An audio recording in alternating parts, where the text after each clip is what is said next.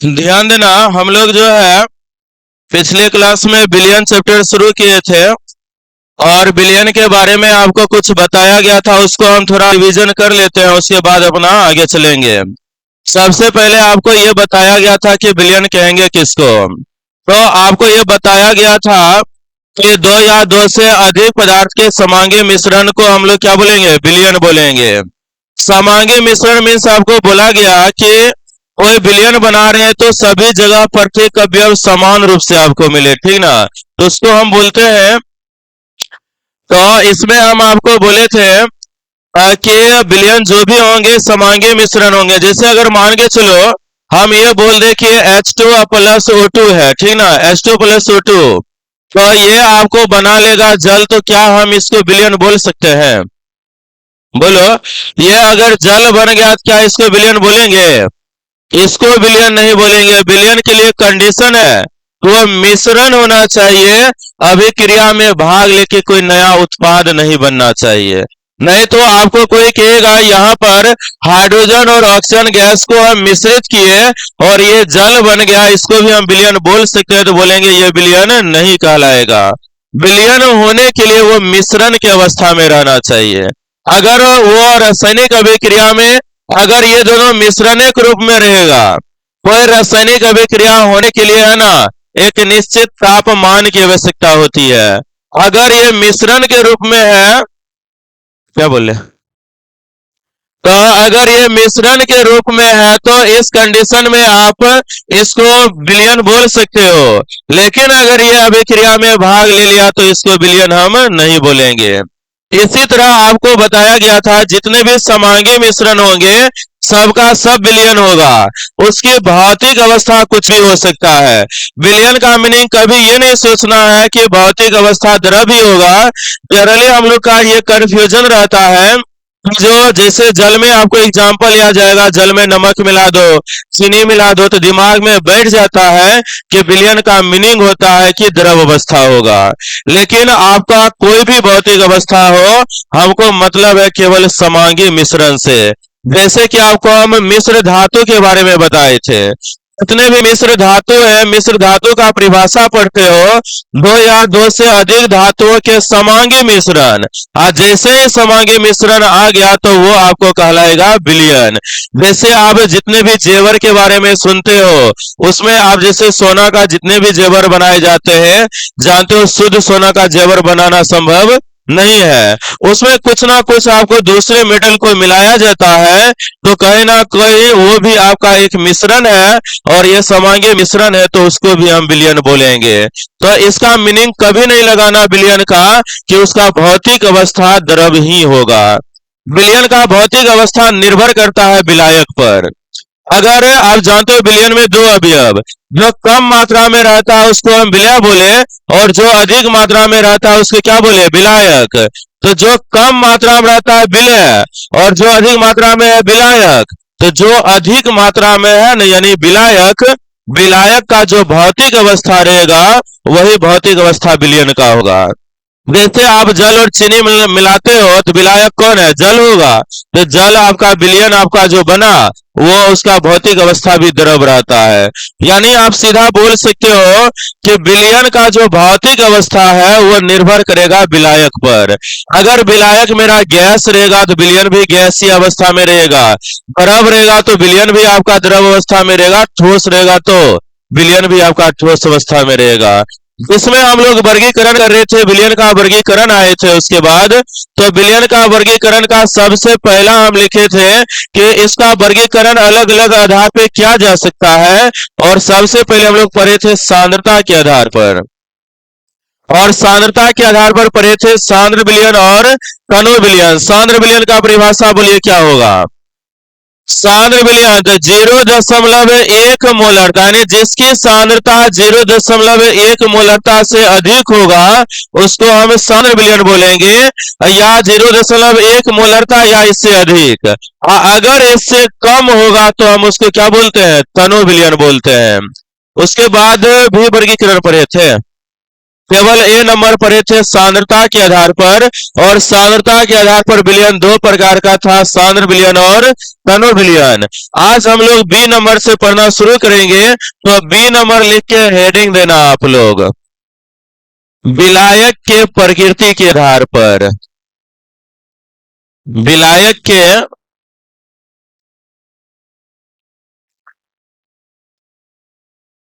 प्रकृति के आधार पर,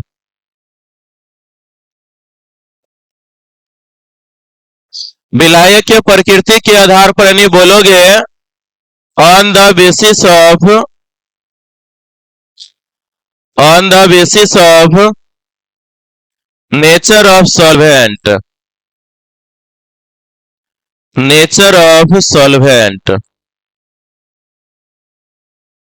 विलायक के प्रकृति के आधार पर।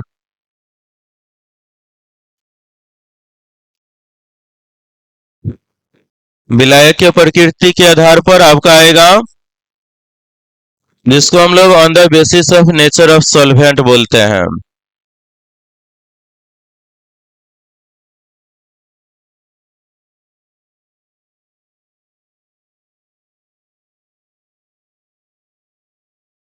और जिसका हम बोलते जा रहे हैं सॉलिड स्टेट से, जो ये इंपॉर्टेंट नाम है, इंग्लिश हिंदी दोनों याद रखो, दोनों याद रखना, क्योंकि आपको जो टेस्ट होंगे ना उसमें निश्चित रूप से आपको यह परेशानी देखने को मिलेगा। कुछ का इंग्लिश वर्ड रहेगा, कहोगे इसका हिंदी क्या होता है, तो समय नहीं बताएंगे हम। तभी से अपना जो भी बताया गया है सबका इंग्लिश वर्ड ध्यान रखना। लिखना आप लोग, इस आधार पर विलयन दो प्रकार के होते हैं, इस आधार पर विलयन दो प्रकार के होते हैं, इस आधार पर विलयन दो प्रकार के होते हैं। फर्स्ट लिखना जलीय विलयन, जलीय विलयन जिसको एक्वस सॉल्यूशन कहते हैं हम।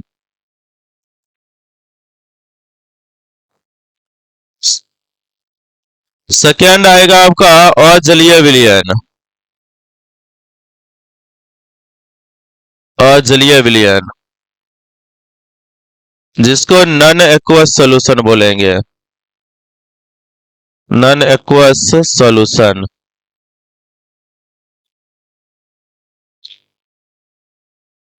तो फर्स्ट है आपका जलीय विलयन और दूसरा है अजलीय विलयन।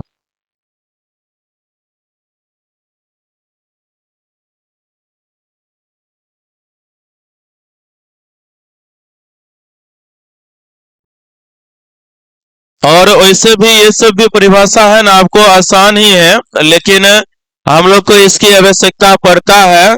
द्विआंगी त्रिआंगी अवयवी कणों के संख्या के आधार पर इसलिए नहीं पढ़े थे, अवयवी कणों के संख्या के आधार पर आपका द्विआंगी होता, त्रिआंगी होता और बहुआंगी होता। जिसमें दो अवयव होता द्विआंगी, जिसमें तीन होता त्रिआंगी, और जिसमें तीन से ज्यादा होता उसको बोलते हैं हम बहुआंगी वाले, ठीक ना।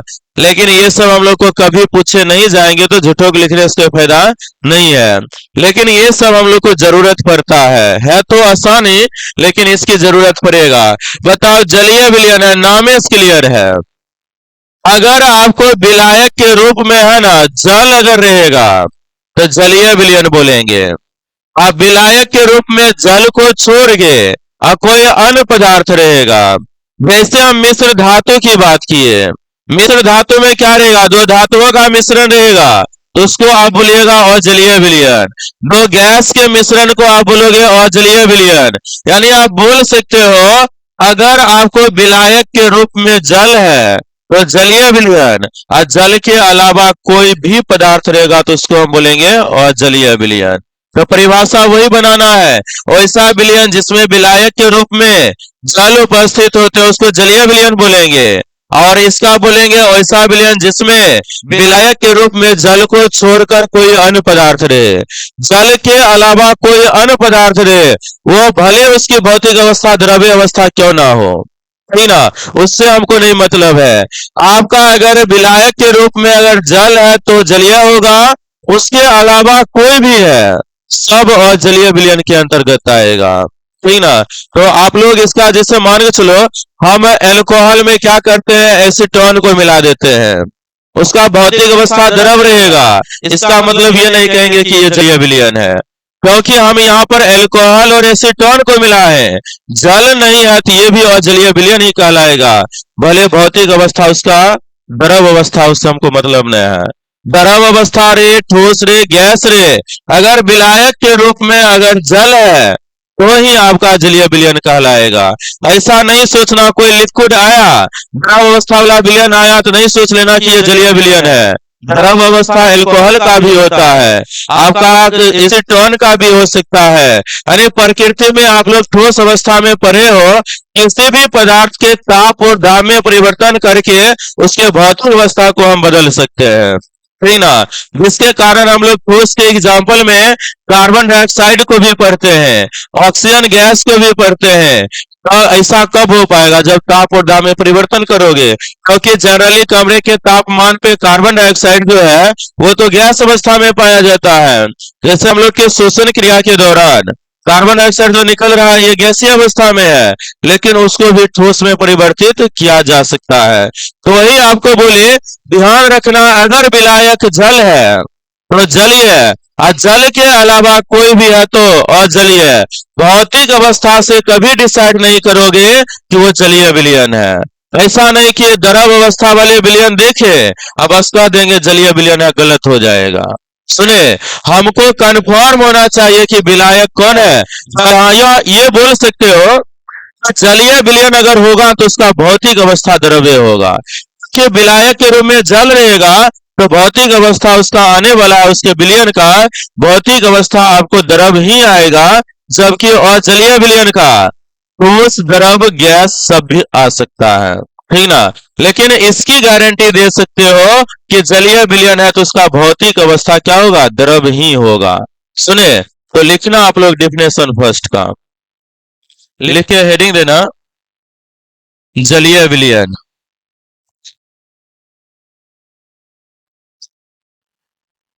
जलीय विलयन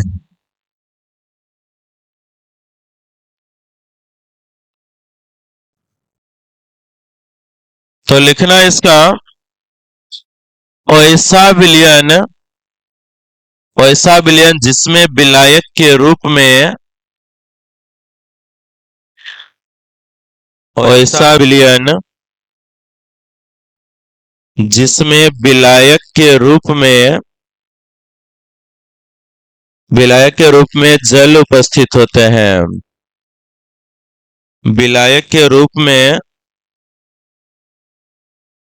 जल उपस्थित होते हैं। ऐसा विलयन जिसमें विलायक के रूप में जल उपस्थित होते हैं उसे जलीय विलयन कहते हैं, उसे जलीय विलयन कहते हैं। एग्जाम्पल अपना आप लोग लिखिएगा, लिख सकते हो H2O प्लस नमक, नमक का फॉर्मूला NaCl। तो इसका मतलब या तो ऐसे लिखो या जल प्लस नमक लिखो, ठीक ना। उसके बाद आ गया H2O, ग्लूकोज का फॉर्मूला बोलिए, C6H12 O6। चीनी का बताओगे, चीनी का फॉर्मूला C12H22 और O11, यही ना। तो एग्जाम्पल लिख लो, यानी सीधा देखना, जल अगर दिख गया तो उस कंडीशन में आप बताओगे ये क्या है, जलीय विलयन है। दूसरा लिख के हेडिंग देना अजलीय विलयन, अजलीय विलयन। अजलीय विलयन का डिफिनेशन लिखना, ऐसा विलयन जिसमें, ऐसा विलयन जिसमें विलायक के रूप में, ऐसा विलयन जिसमें विलायक के रूप में, विलायक के रूप में जल को छोड़कर कोई अन्य पदार्थ उपस्थित होता है, जल को छोड़कर कोई अन्य पदार्थ उपस्थित होता है। जल को छोड़कर कोई अन्य पदार्थ उपस्थित होता है। कोई अन्य पदार्थ उपस्थित होता है उसे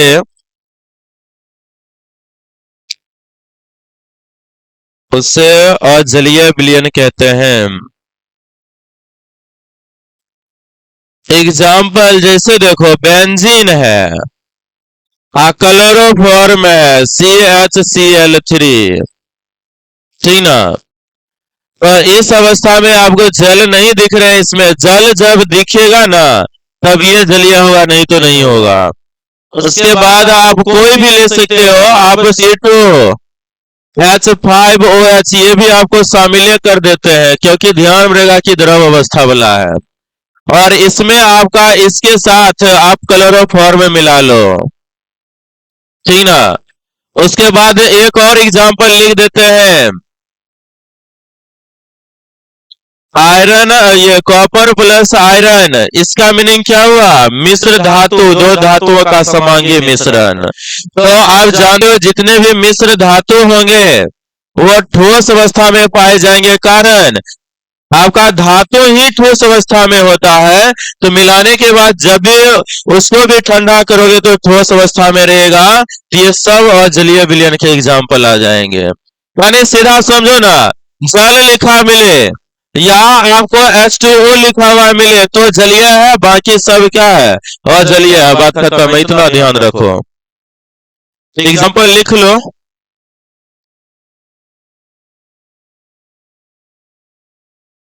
हाँ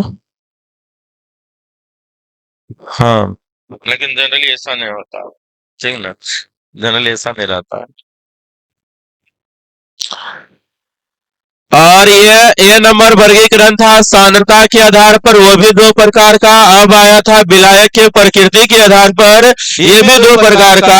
अब सी नंबर आएगा। सी नंबर लिख के हेडिंग देना, भौतिक अवस्था के आधार पर। भौतिक अवस्था के आधार पर, भौतिक अवस्था के आधार पर इसको लिखोगे on the basis of, on the basis of, ये सी नंबर आपका वर्गीकरण है, on the basis of physical state. Physical state, भौतिक अवस्था के आधार पर। तो लिखना, इस आधार पर विलयन तीन प्रकार के होते हैं। इस आधार पर विलयन तीन प्रकार के होते हैं। इस आधार पर विलयन तीन प्रकार के होते हैं।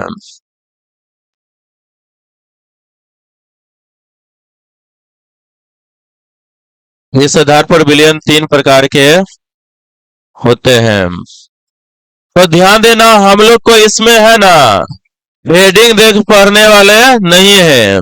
इसका एक टेबल बनाया जाएगा, कौन कौन तीन प्रकार होगा, और उसको याद रखना है। जैसे विलयन के प्रकार हम लिखे, हम बोल देते हैं कि गैसीय विलयन होगा।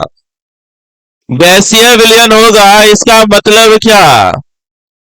गैसीय विलयन होगा तो इसका मतलब ये हुआ कि उसका भौतिक अवस्था जो है ना गैस होगा। और आपको हम इधर लिख देंगे विलय। विलय क्या होगा, और इधर आपको बनाएंगे विलायक का टेबल। और आपको हम बताए हैं कि विलयन का जो भौतिक अवस्था है वो विलायक पर निर्भर करता है, और इधर लिखेंगे एग्जाम्पल, ठीक ना। ये आपका टेबल बनाना पड़ेगा, क्योंकि जब कोई भी विलयन बनेगा तो उसमें विलय भी होगा और विलायक भी होगा। अगर विलयन आपका गैसीय है का मतलब विलायक मेरा क्या होगा? गैस होगा। तो ध्यान देना, यहाँ पर मेरा फर्स्ट प्रकार तो आया गैसीय विलयन। पहले टेबल बनाते हैं तब आपको क्लियर पता चलेगा कौन तीन प्रकार है। विलय आप यहाँ पर ठोस भी ले सकते हो, और यहाँ पर ट्रेंड जो बनाएंगे उसी के लिखते हैं, पहले ठोस गैस वाला बनाएंगे। सबसे पहले आपको गैस वाले ही बनाया जाएगा और विलायक भी गैस रहेगा। उसके बाद तीन में है, ये आपका बदलेगा, विलय बदलेगा द्रव, लेकिन ये लेंगे हम गैस ही लेंगे। विलय आपका रहेगा ठोस, लेकिन इसको हम विलायक गैस ही लेंगे। अब विलायक अगर गैस रहेगा तो विलयन भी कैसा होगा, गैसीय होगा। अब यहाँ पर दूसरा प्रकार आता है, वो आता है आपको द्रव विलयन। दूसरा प्रकार होता है द्रव विलयन। और सेम आपका अगर ये द्रव विलयन है तो विलायक आपको द्रव लेना पड़ेगा, लेकिन ये आप फिर से गैस का प्रयोग कर सकते हो, द्रव का प्रयोग कर सकते हो और ठोस का प्रयोग कर सकते हो, लेकिन इन तीनों में फिर आपका द्रव रहेगा। अगर विलायक द्रव है तो विलयन भी मेरा क्या होगा, द्रव होगा। तो अगर इसका परिभाषा हम लोग क्यों नहीं पढ़ते हैं, बताओ, कहेगा गैसीय विलयन का परिभाषा बनाने के लिए तो सीधा बोलते हैं ऐसा विलयन जिसमें विलायक के रूप में गैस रहता है, उसको हम गैसीय विलयन कहते हैं। द्रव रहता है तो द्रव विलयन, ठोस रहेगा तो ठोस विलयन बोलेंगे। और तीसरा प्रकार आपको आएगा ठोस विलयन। तीसरा आएगा ठोस विलयन आएगा, और यहां से आपको विलय फिर आपका बदलेगा। विलय आपका गैस हो सकता है, द्रव हो सकता है और ठोस हो सकता है, लेकिन विलायक आपका तीनों में ठोस ही होगा। इसलिए बोले कि विलयन का जो है ना अवस्था, भौतिक अवस्था, वो निर्भर करता है विलायक पर, ना कि विलय पर।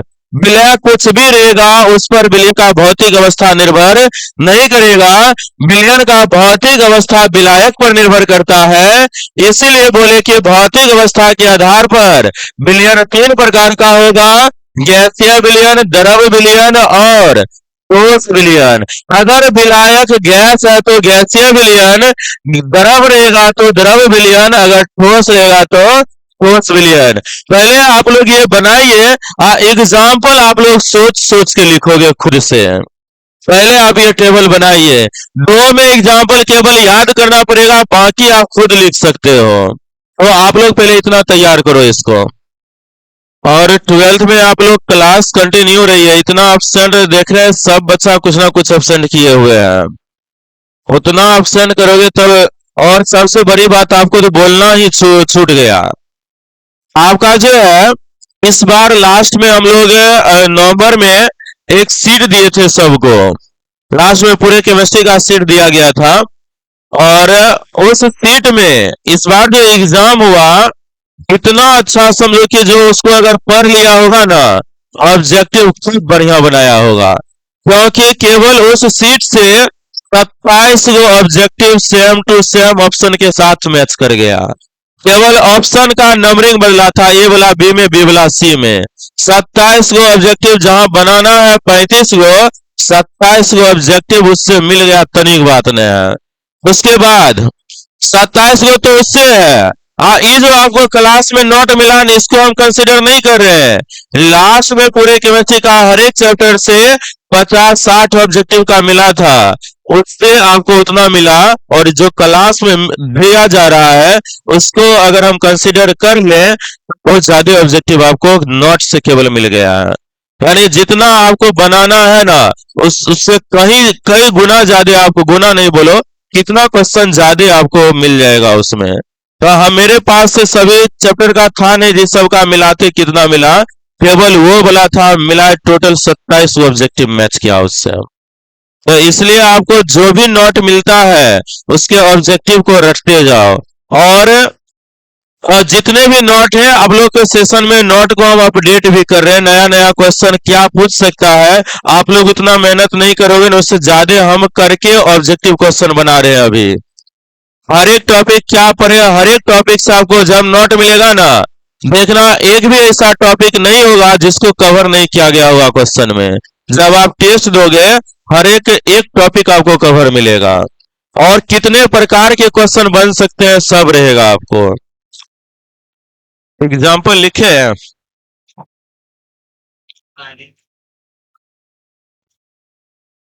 नीचे से ही एग्जाम्पल लिखना शुरू करेंगे। या ऊपर से आते हैं, किसी की जगह और कम रहेगा तो।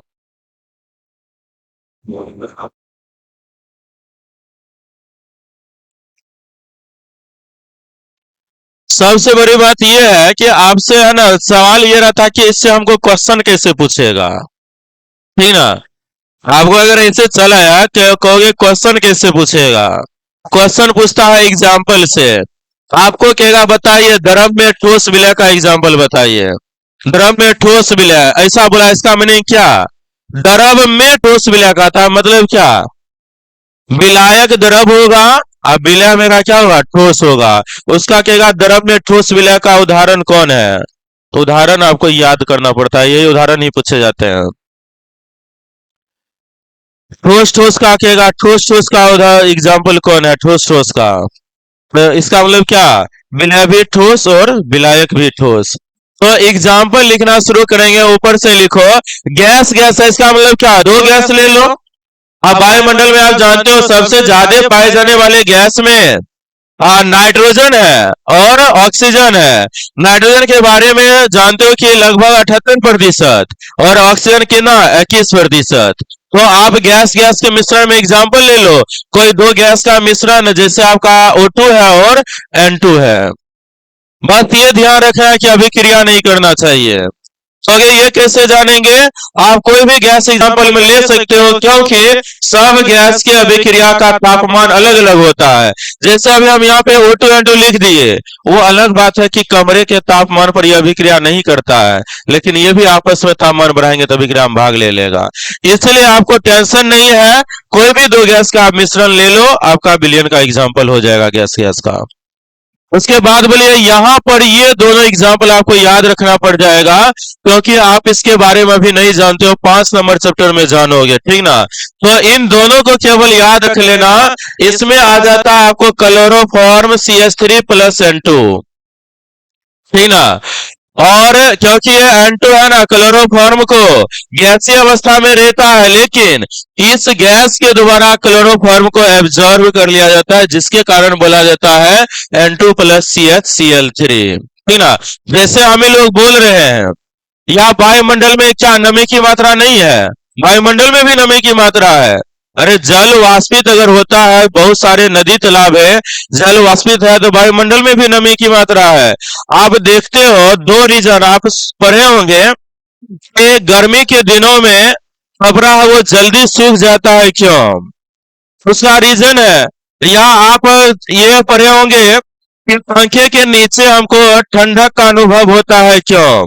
इसका रीजन क्या है कि आपके शरीर से जो पसीना चला, या आप स्नान करके आते हो, आपके शरीर पे जो जल के मॉलिक्यूल से, उसको आप नहीं पूछिएगा ना, कुछ समय के बाद वो अपने आप वो सूख जाएगा। इसका रीजन क्या है, वो जल के मॉलिक्यूल सुवाष्पित हुए, तो हम बोल सकते हैं जल में भी नमी की मात्रा पाई जाती है। इसी तरह आपका N2 है ना, क्लोरोफॉर्म के साथ उपस्थित N2 के साथ क्लोरोफॉर्म उपस्थित रहता है। तो दो एग्जाम्पल लिख रहे हैं, जिसको याद रखो, बाकी सब आप अपना मन से कर सकते हो। इसमें आएगा तो आपको एग्जाम्पल आ जाता है कपूर का प्लस N2 का। और कपूर जानते हैं, कपूर आप लोग सुने होंगे कि यह ऊर्ध्वपातित होता है। मतलब क्या, बिना द्रव में बदले ये डायरेक्ट गैसीय अवस्था में परिवर्तित हो जाता है। बाकी का एग्जाम्पल आप बता सकते हो, बोलो अब इसका। गैस द्रव का, यानी विलायक द्रव होना चाहिए, विलय गैस होना चाहिए। अच्छा बताओ, मछली जल में जीवित रहता है क्यों। अरे ऑक्सीजन गैस है उसमें, ऑक्सीजन गैस है तो हम बोल सकते हैं यहाँ पर H2 प्लस O2 बोल दो, मतलब जल में ऑक्सीजन। उसके बाद द्रव द्रव का बोलो, कोई दो द्रव मिलाओ। तो एगो जल ले लो, हम उसमें दारू मिला देते हैं, इथाइल अल्कोहल, फिर नहीं होगा। तो ये आ जाएगा आपको क्या, H2O प्लस C2H5OH, ये इथाइल अल्कोहल है, C2H5OH, C2H5OH। एग्जाम्पल साथ ही साथ लिखते जाओ, नहीं फिर लिखने के भी टाइम लेना। उसके बाद आपको द्रव ठोस का एग्जाम्पल सोच के बताना है, बोलो। भाव आपका विलायक होना चाहिए क्या? विलायक होना चाहिए द्रव, और होना चाहिए विलय ठोस। बोलिए। चीनी और पानी, यानी जल प्लस चीनी लिख सकते हो, यानी फार्मूला लिख सकते हो। हाँ लिख लो, शरबते लिखने का मन है तो लिख सकता है, ठीक ना, शरबते लिखो। H2O plus C12 H22O11। अब ये एग्जाम्पल अगर 10th आप अच्छे से पढ़े होंगे तो बता पाओगे, नहीं तो नहीं बता पाओगे। ठोस गैस, ठोस गैस का इसमें है ना, जैसे प्लेटिनम है, प्लेटिनम है, ये धातु है ठोस अवस्था में, और इसका गुण होता है कि यह हाइड्रोजन गैस को अपने ऊपर अधिशोषित कर सकता है। आप लिख सकते हो Pt+H2। इसी तरह आपको निकेल भी करता है और प्लेटिनम भी करता है। अगर आपको जगह हो तो आप तीनों लिख सकते हो, नहीं है तो दूगो कम से कम आ जाएगा तो लिख लेना।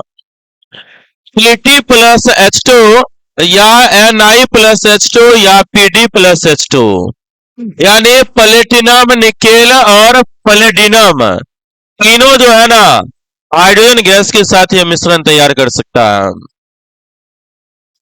अब आप बताओ ठोस द्रव, ठोस द्रव देखो, ठोस सब धातु पाया जाता है। एगो धातु का नाम बताओ जो द्रव अवस्था में पाया जाता है। सारा यही ना, तो आप बना लो यहां से। आपको कहेंगे Na और Hd लिखा हुआ रहेगा, माइनस मत करना इसको। इसको सोडियम अम्लगम बोलते हैं, और सोडियम अम्लगम कोई भी नाम लेगा, पहला बताइए जिंक अम्लगम का फॉर्मूला क्या होगा? तो जिंक हाइफन देके Hg लिख दोगे।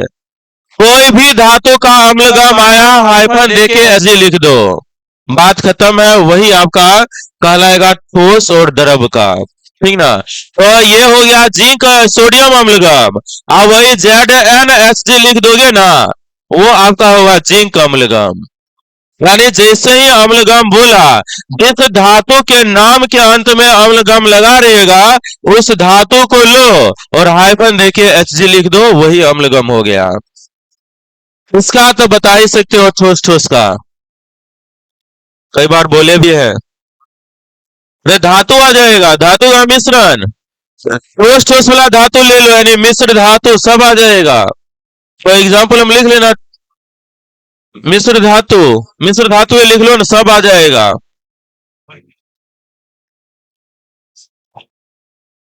ठोस ठोस का सब मिश्र धातु आ जाएगा।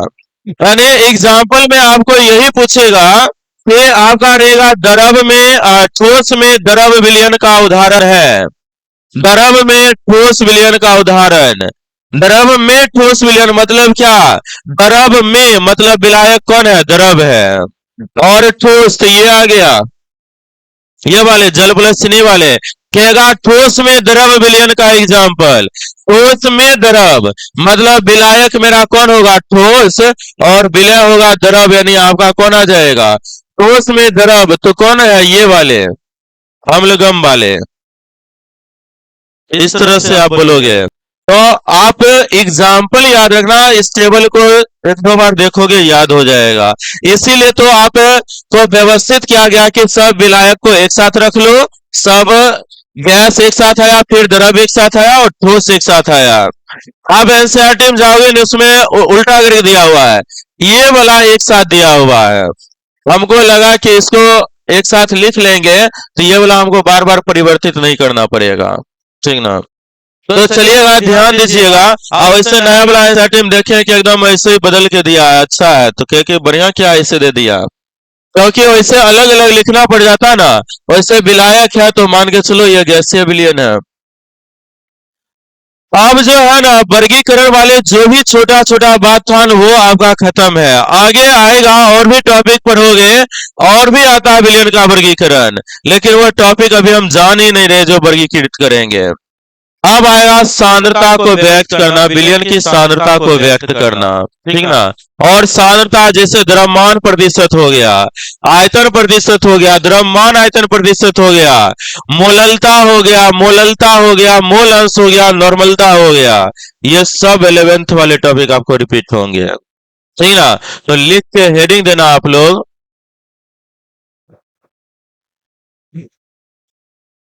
विलयन की सांद्रता, विलयन की सांद्रता व्यक्त करने की विधि, विलयन की सांद्रता व्यक्त करने की विधि।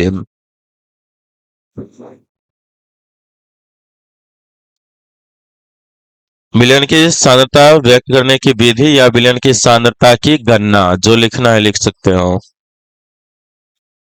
विलयन की सांद्रता की गणना या विधि, जो भी लिखना है लिखो। दोनों एक ही शब्द है, यानी कि ओवरऑल कह रहा है कि विलयन की सांद्रता निकालना है, और इसमें हम लोग को टॉपिक वाइज पढ़ना है। तो फर्स्ट लिख के हेडिंग दीजिएगा। फर्स्ट आपको आएगा द्रव्यमान प्रतिशत, द्रव्यमान प्रतिशत, द्रव्यमान प्रतिशत। कोई बताओगे ये क्या था? द्रव्यमान प्रतिशत, जिसको हम बोलते हैं मास परसेंटेज, मास परसेंटेज। बताओ कोई अगर इसका डिफिनेशन जान रहे हो तो। द्रव्यमान प्रतिशत, नहीं तो हम तीनों को एक बार परिभाषित करेंगे। द्रव्यमान प्रतिशत, दूसरा आपको आने वाला है आयतन प्रतिशत, दूसरा आएगा आयतन प्रतिशत, और तीसरा आपको आएगा द्रव्यमान आयतन प्रतिशत। तीनों को एक बार हम परिभाषित करेंगे, द्रव्यमान आयतन प्रतिशत।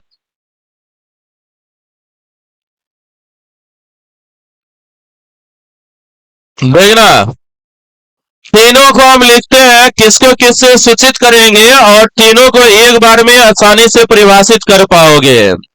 इसको जो है ना सूचित किया जाता है W/W प्रतिशत से, इसको क्या जाता है V/V प्रतिशत से, और इसको क्या जाता है W/V प्रतिशत से।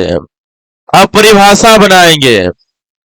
नीचे जो लिखा हुआ है ना वो विलायक के लिए शब्द यूज करेंगे, नीचे जो लिखा हुआ रहेगा, यानी यहाँ पर ये आपका विलायक, ये जो है विलायक कहते हैं, ये बिलियन लोगे, ये बिलियन लोगे, ये बिलियन लोगे, नीचे वाले सब आपका बिलियन के लिए शब्द यूज करोगे। यहाँ पर भी आप बिलियन शब्द यूज करोगे। देखो हम भाषा कैसे बनाएंगे याद हो जाएगा, ठीक ना। तो देखना भाषा बना रहे हैं इसका। पहले बताओ प्रतिशत कितना में, 100 में रहे ना, प्रतिशत 100 में, तो बोलोगे 100 ग्राम बिलियन में, ग्राम में लेंगे, ठीक ना। 100 ग्राम बिलियन में उपस्थित विलय की मात्रा, ऊपर का विलय के लिए होगा 100 ग्राम बिलियन में उपस्थित विलय की मात्रा, और विलय की जो मात्रा लेना होगा ना वो ग्राम में लेना होगा, क्योंकि वेट लिखा हुआ है, ठीक ना। बोलेंगे 100 ग्राम बिलियन में उपस्थित विलय की मात्रा, और मात्रा के ब्रैकेट में जी लिख देंगे, यानी मात्रा किससे लेना होगा, ग्राम में। यानी 100 ग्राम बिलियन में उपस्थित विलय की मात्रा ग्राम में जो होगा उसी को हम बोलेंगे द्रव्यमान प्रतिशत। कहीं पर अगर ऐसा लिखा मिल जाएगा 10% W/W, ऐसे इसका मीनिंग क्या होगा, ये 10 ग्राम जो है ना विलय होगा, और बचे आपका जो 100 ग्राम जो होगा वो बिलियन होगा। अगर कहीं पे ये लिखा मिला 10% W/W, इसका अर्थ लगाओगे 10 ग्राम मेरा क्या होगा, विलय होगा। तो इसलिए बोल रहे हैं 100 ग्राम बिलियन में उपस्थित विलय की मात्रा को ही हम क्या बोलेंगे, द्रव्यमान प्रतिशत। अगर यहां पर पूछेगा क्या कहोगे आयतन प्रतिशत, यहाँ आयतन को मिलीलीटर में लिया जाएगा। बोलेंगे 100 ml बिलियन में उपस्थित विलय की मात्रा, और ये भी आयतन है तो विलय की मात्रा यहाँ ml में लेंगे, मिलीलीटर में। यानी यहाँ द्रव्यमान था तो ग्राम में लिए और आयतन है तो मिलीलीटर में लेंगे। यहाँ पर परिभाषा पूछेगा, कहोगे 100 ml बिलियन में उपस्थित विलय की मात्रा, विलय की मात्रा किस में? मिलीलीटर में। तो उसको आप बोलिएगा आयतन प्रतिशत। अगर कहीं पे ये लिखा मिल गया 20% V/V, इसका मीनिंग क्या? विलय मेरा 20 ml होगा, अब बिलियन 100 होगा। सुने तो बताओ, अगर विलय 20 होगा अब बिलियन 100 होगा तो विलायक कितना होगा? अरे बोलो, विलायक कितना होगा? तो हम जानते हैं विलय प्लस विलायक से बनता है क्या? विलय प्लस विलायक से बनता है विलियन। अगर हम आपको यहाँ पर बोल दिए कि 20% का मीनिंग यहाँ पर है कि 20 ml है मेरा विलय, अब विलियन है 100, तो बताओ ये हुआ 20 ये हुआ 100, जब निकालोगे विलायक का मान तो निकल कर आएगा कितना? 80, क्योंकि विलय और विलायक का योगफल होना चाहिए विलियन के बराबर, ठीक ना? तो वही बात हम बोल रहे हैं। इसका परिभाषा पूछेगा तो कहोगे 100 ml बिलियन में उपस्थित विलय की मात्रा मिलीलीटर में आयतन प्रतिशत कहलाएगा। 100 ग्राम बिलियन में उपस्थित विलय की मात्रा ग्राम में वो द्रव्यमान प्रतिशत कहलाएगा। अब यहां परिभाषित करो ये वाले, तो नीचे में देखो क्या है? भी है। भी है मतलब आयतन लोगे तो आयतन लेंगे तो 100 मिलीलीटर लेंगे, ठीक ना? ऊपर में क्या है? द्रव्यमान है तो ये ग्राम में लेना पड़ेगा। तीनों के एक बार देखो अंतर क्या है। 100 ग्राम बिलियन में विलय की मात्रा ग्राम में लेंगे तो द्रव्यमान प्रतिशत, 100 ml में विलय की मात्रा मिलीलीटर में लोगे तो आयतन प्रतिशत। 100 ml बिलियन में ही अगर विलय की मात्रा द्रव्यमान में ले लेते हो तो वो आपको कहलाता है द्रव्यमान आयतन प्रतिशत। सुने तो ये तो क्लियर है, इन दोनों में आपको ध्यान रखना है। दोनों में तो बिलियन लेना है हमको 100 ml, लेकिन अगर विलय की मात्रा मिलीलीटर में लोगे तो वो कहलाएगा आयतन प्रतिशत, वही द्रव्यमान में लोगे तो वो कहलाएगा द्रव्यमान आयतन प्रतिशत। एग्जाम्पल से देखते हैं। जल ले लिए विलायक के रूप में, मतलब बिलियन बनेगा जल, देखिए बिलियन बनेगा द्रव अवस्था, यही ना? हम क्या करते हैं, जल में तुम एल्कोहल मिला दो, जल में एल्कोहल मिला दो तो जल भी आपका है विलायक है तो बनेगा विलियन, द्रव अवस्था बनेगा। जल में एल्कोहल मिलाओगे तो एल्कोहल भी द्रव अवस्था में, तो परिभाषित होगा उसके लिए आयतन प्रतिशत। अगर वही जल में चीनी मिला दोगे तो विलय हो गया ठोस, तो परिभाषित होगा द्रव्यमान आयतन प्रतिशत। इससे याद रखोगे। अगर दो धातु का मिश्रण है परिभाषित होगा द्रव्यमान आयतन, द्रव्यमान प्रतिशत, यही ना? यानी दो धातु का मिश्रण रहेगा तो आप बोलिएगा क्या? द्रव्यमान प्रतिशत। अगर जल में एल्कोहल मिला दो तो दोनों द्रव्य अवस्था है, जब विलय और विलायक दोनों द्रव्य अवस्था होगा तो परिभाषित होगा आपको आयतन प्रतिशत। अगर आपका विलायक द्रव में रहेगा तो विलयन भी द्रव बनेगा, और विलय आपका ठोस में रहेगा तो परिभाषित होगा द्रव्यमान आयतन प्रतिशत। तो इसको याद कैसे करोगे? नीचे वाले सब के लिए बिलियन शब्द यूज करेंगे। W रहेगा नीचे हम तो 100 ग्राम बोलेंगे, और नीचे हम आयतन रहेगा तो 100 ml बोलेंगे, ठीक ना? ऊपर में भी देखेंगे, अगर W है तो विलय की मात्रा द्रव्यमान में बोलेंगे यानी ग्राम में, और ऊपर में भी रहेगा तो विलय की मात्रा ml में बोलेंगे, और ऊपर में फिर W आया तो विलय की मात्रा ग्राम में बोलेंगे। परिभाषा बनाएंगे, 100 ग्राम बिलियन में उपस्थित विलय की मात्रा ग्राम में द्रव्यमान प्रतिशत कहलाएगा। 100 ml बिलियन में उपस्थित विलय की मात्रा मिलीलीटर में आयतन प्रतिशत कहलाएगा, और वही 100 ml बिलियन में विलय की मात्रा ग्राम में द्रव्यमान आयतन प्रतिशत कहलाएगा। तीनों आपका इस तरह से सब में 100 लगा हुआ है। तो जैसा प्रतिशत रहेगा वैसा नाम बोलोगे। देख रहे हो, पहले द्रव्यमान है तो ऊपर में, बाद में आयतन है तो नीचे में, और इस समय तो एक ही वर्ड है तो नीचे ऊपर सेम, इसमें भी एक ही वर्ड है तो नीचे ऊपर सेम। याद करने के लिए रखोगे द्रव्यमान डिवाइडेड आयतन, तो द्रव्यमान के बाद आयतन आया तो द्रव्यमान ऊपर में रखेंगे, आयतन नीचे में, और जो नीचे रहेगा उसके लिए हम बिलियन शब्द यूज करेंगे और 100 बोलेंगे, ठीक ना। तो इसका परिभाषा क्या लिख दे, द्रव्यमान आयतन प्रतिशत जो लिख के हेडिंग दिए परिभाषा क्या बोलेंगे, 100 ml बिलियन में उपस्थित, है ना। 100 ml बिलियन में उपस्थित विलय पदार्थ की मात्रा, अब ब्रैकेट में लिख देंगे क्या, जी, मतलब क्या, ग्राम में, ठीक ना। नीचे वाले के लिए क्या बोलेंगे, 100 ग्राम बिलियन, ठीक ना। और ऊपर में क्या बोलेंगे, विलय की मात्रा, किसमें, तो ग्राम में। तो लिखना परिभाषा आप लोग, लिखना द्रव्यमान आयतन प्रतिशत लिख के हेडिंग दे दिए हैं, लिखना 100 ग्राम बिलियन में उपस्थित, 100 ग्राम बिलियन में उपस्थित,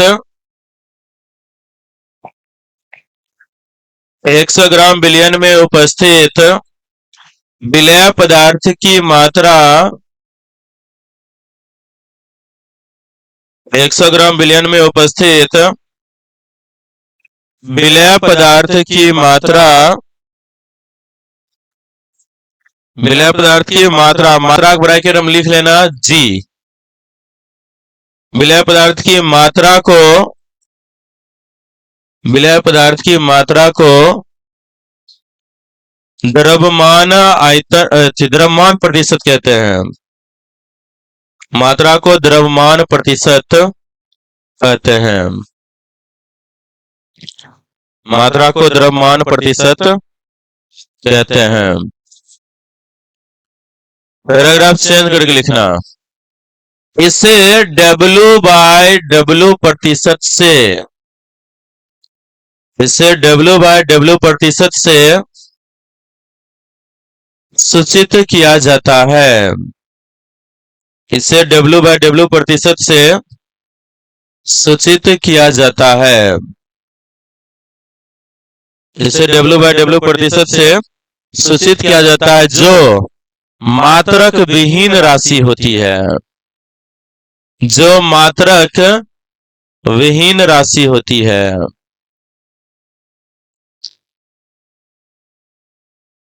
जो मात्रक विहीन राशि होती है, जो मात्रक विहीन राशि होती है। क्यों बोले मात्रक विहीन, ऊपर भी ग्राम आया नीचे भी ग्राम, ग्राम ग्राम कट गया, कोई भी मात्रक नहीं बचेगा। तो लिखे हैं सूचित किया जाता है जो मात्रक विहीन राशि होती है, जिसका, आगे कंटिन्यू लिखना, जिसका, जिसका मान तापमान पर निर्भर नहीं करता है, जिसका मान तापमान पर निर्भर नहीं करता है, जिसका मान तापमान पर निर्भर नहीं करता है। तो आगे ये सब बात क्यों लिखाया गया, एक तो मात्रक विहीन, कई बार बिलियन चैप्टर में ये ऑब्जेक्टिव पूछे जाते हैं, निम्नलिखित में से कौन मात्रक विहीन राशि है या किसका मात्रक नहीं होता है। एगो आ गया द्रव्यमान प्रतिशत, या आपसे पूछेगा तो निम्नलिखित में से कौन ताप से स्वतंत्र होता है या कहेगा तापमान पर निर्भर करता है, तो ये आया W/W प्रतिशत जो है वो तापमान पे निर्भर नहीं करेगा, या बोल सकते हो तापमान से स्वतंत्र होता है। तो आगे ये हम कैसे पहचान पाएंगे, पहचानने के लिए ध्यान रखना तापमान के कारण पदार्थ के द्रव्यमान में कोई परिवर्तन नहीं आता है। जिस फॉर्मूला में आयतन दिख जाएगा समझ जाना वह तापमान से प्रभावित होगा। आगे जो भी फॉर्मूला पर होगे अगर आयतन टर्म आ गया समझ जाना वो तापमान से प्रभावित होगा। और इसके लिए थोड़ा 11th का एक टॉपिक याद दिलवाएंगे, चार्ल्स नियम पढ़े भी समानुपाती थी। सुने, अरे आप अगर तापमान बढ़ाओगे आयतन बढ़ेगा तो आप क्या बोलोगे, तापमान बढ़ेगा तो आयतन बढ़ेगा, और जब आयतन बदल जाएगा तो मान भी बदल सकता है। कोई भी फॉर्मूला आया अगर उसमें आयतन दिख गया तो तापमान से आयतन प्रभावित हो जाएगा, मतलब सब मान परिवर्तित हो जाएगा, क्योंकि फार्मूला में आयतन है। अगर आयतन बदलेगा तो जो भी फार्मूला होगा सबका सब बदल जाएगा। इसीलिए बोले जिस फार्मूला में आयतन टर्म आ जाएगा समझ जाना ये तापमान से प्रभावित होगा। अगर मान लो नीचे आया तो कहेंगे भूत कर्मानुपाती का रिलेशन। अगर ऊपर में ही फार्मूला रहेगा तो उसको बोलेंगे समानुपाती का रिलेशन। ठीक ना। तो आगे जितने भी फॉर्मूला आएंगे उसमें हम लोग बात करेंगे। तो अभी जो भाषा लिखाया गया है तो जो द्रव्यमान प्रतिशत का एक तो ध्यान रखना है, सूचित करते हैं डब्ल्यू बाय डब्ल्यू प्रतिशत से मात्रक भिन्न राशि है, क्योंकि ऊपर भी द्रव्यमान नीचे भी द्रव्यमान, मात्रक कट जाएंगे कोई भी इसका मात्रक नहीं बचेगा, तो मात्रक विहीन राशि बोलते हैं, यानी जिसका मात्रक नहीं होता है। उसके बाद आपको क्या बोला गया कि तापमान पर निर्भर नहीं करता है। तो फॉर्मूला लिखना द्रव्यमान प्रतिशत का, द्रव्यमान प्रतिशत का फॉर्मूला द्रव्यमान प्रतिशत, द्रव्यमान प्रतिशत यानी डब्ल्यू बाय डब्ल्यू, यही ना। तो आएगा विलय की मात्रा, विलय की मात्रा किस चीज में, ग्राम में, डिवाइडेड बिलियन का द्रव्यमान, ये भी रहेगा ग्राम में लेकिन प्रतिशत है तो गुना में 100 कर देंगे। प्रतिशत के लिए गुना क्या करोगे, 100 कर देंगे।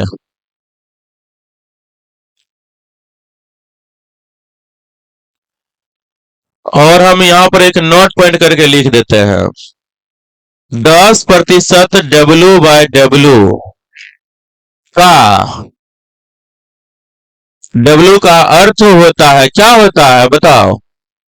अरे क्वेश्चन वैसा रहेगा, इसका अर्थ क्या होगा, इसका मतलब ये हुआ कि विलय है कितना, विलय है 10 ग्राम, कहेंगे विलायक कितना होगा, अरे विलायक कितना होगा 90 ना, अरे 90 ग्राम होगा।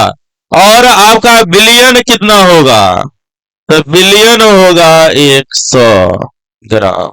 सुने, तो इसको भी आप लिख लो, एक में लिख लो, बाकी समय ना लिखाएंगे, क्वेश्चन आएगा तो उस समय हमको बोलने में ठीक रहेगा, ध्यान में रहेगा, नहीं तो कहेंगे कॉपी देखो।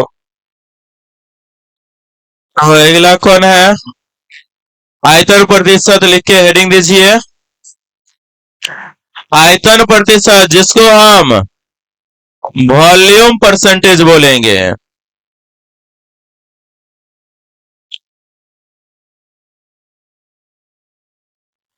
आयतन प्रतिशत वॉल्यूम परसेंटेज,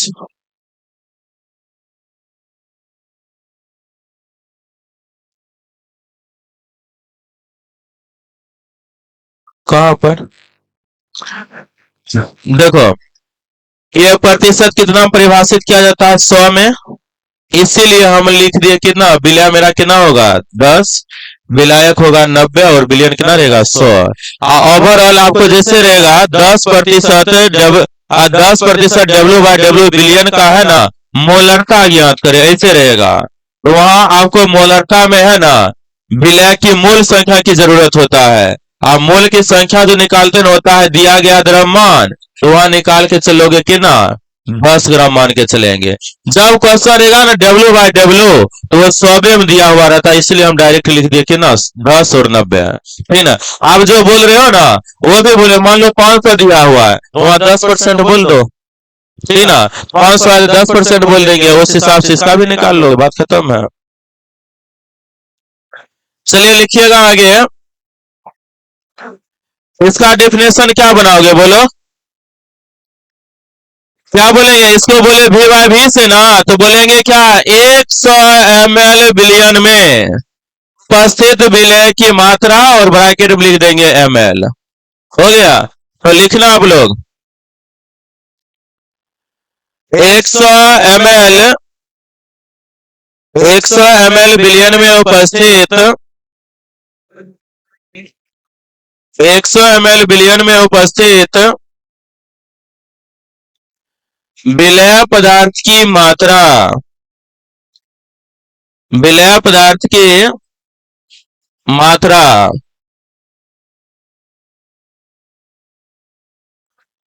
100 ml विलयन में उपस्थित विलेय पदार्थ की मात्रा अब ब्रैकेट में लिख दोगे ml। मात्रा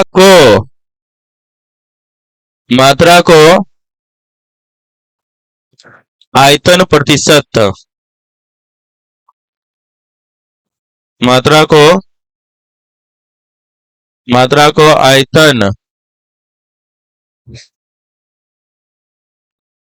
मात्रा को आयतन प्रतिशत कहते हैं।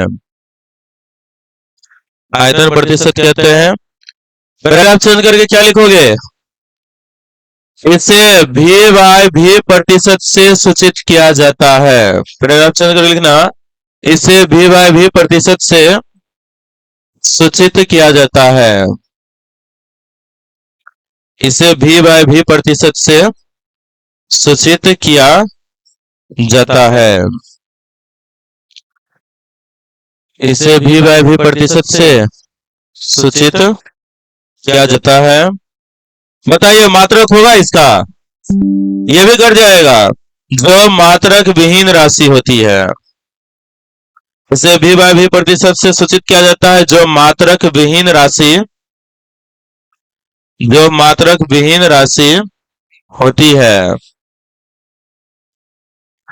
होती है जिसका मान तापमान पर निर्भर करता है।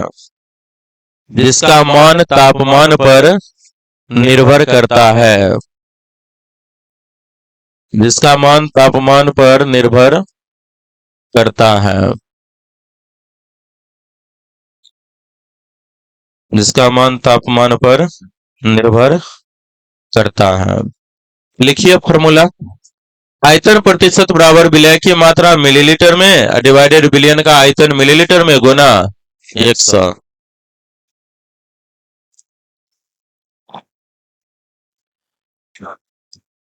ऐसा कंफ्यूजन भी है किसी के ऊपर में भी आयतन नीचे में भी आयतन दिया, तापमान पर निर्भर कैसे, क्या बराबरी तो बढ़ जाएगा।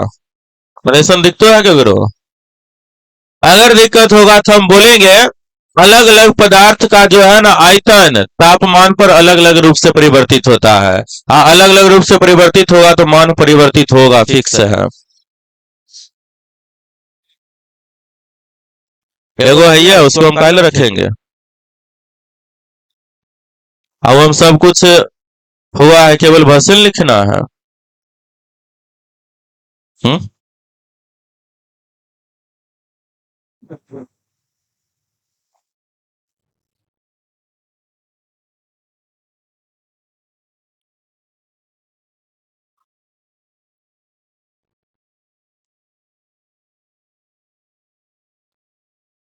थोड़ा तेजी से लिखो। तो लिखना अगला कौन था? द्रव्यमान आयतन प्रतिशत। द्रव्यमान आयतन प्रतिशत मीन्स मास वॉल्यूम। द्रव्यमान और आयतन के बीच हाइफन दे देना। Mass volume percentage.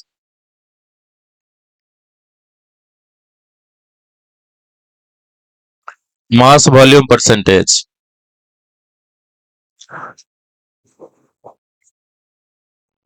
द्रव्यमान आयतन प्रतिशत। बोलो इसको सूचित किससे? W बाय V से। परिभाषा 100 ml क्या बोलेंगे? बिलियन। नीचे में ना है। और विलेय की मात्रा किसमें मिलोगे? ग्राम में। तो लिखना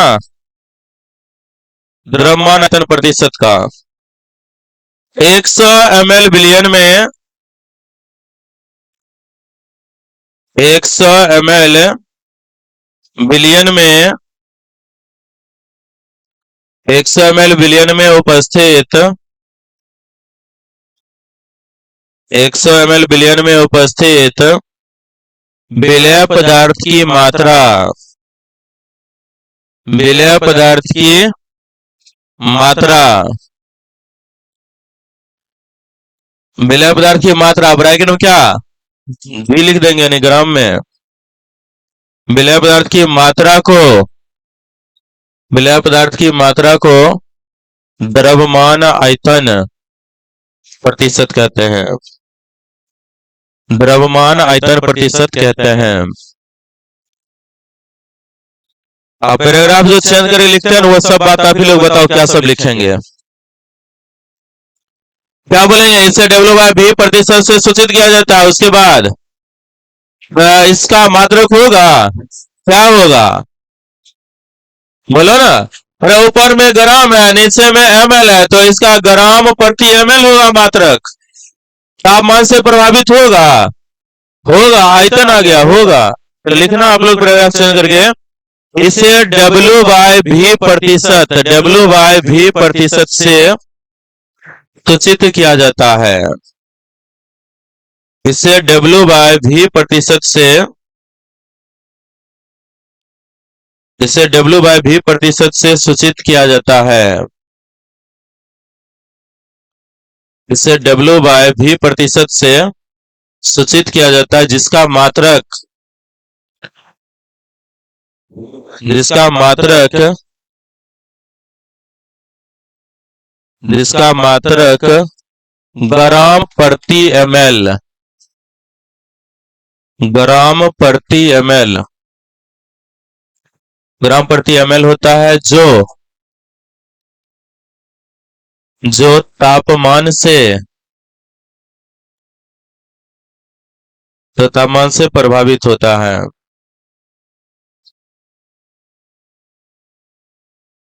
जो तापमान से प्रभावित होता है।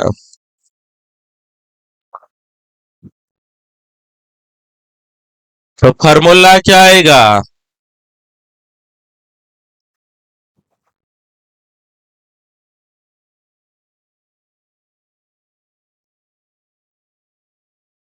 विलय की मात्रा ग्राम में,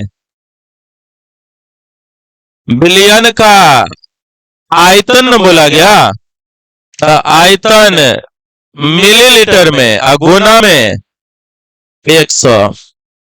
फार्मूला लिख लीजिए, कल इन तीनों पे आधारित 2-4 को क्वेश्चन करवा देंगे। नहीं तो ऐसा ना करके तो सभी 7-8 टर्म पढ़ के एक ही बार सभी न्यूमेरिकल कर लेंगे, ये टॉपिक के वाइज करा देंगे।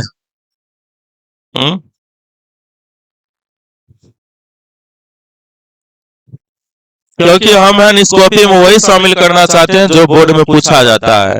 इस पे आधारित न्यूमेरिकल नहीं पूछे जाते बोर्ड में, इसीलिए हमको नहीं मन है। तो आज के लिए बस इतना ही रहेगा।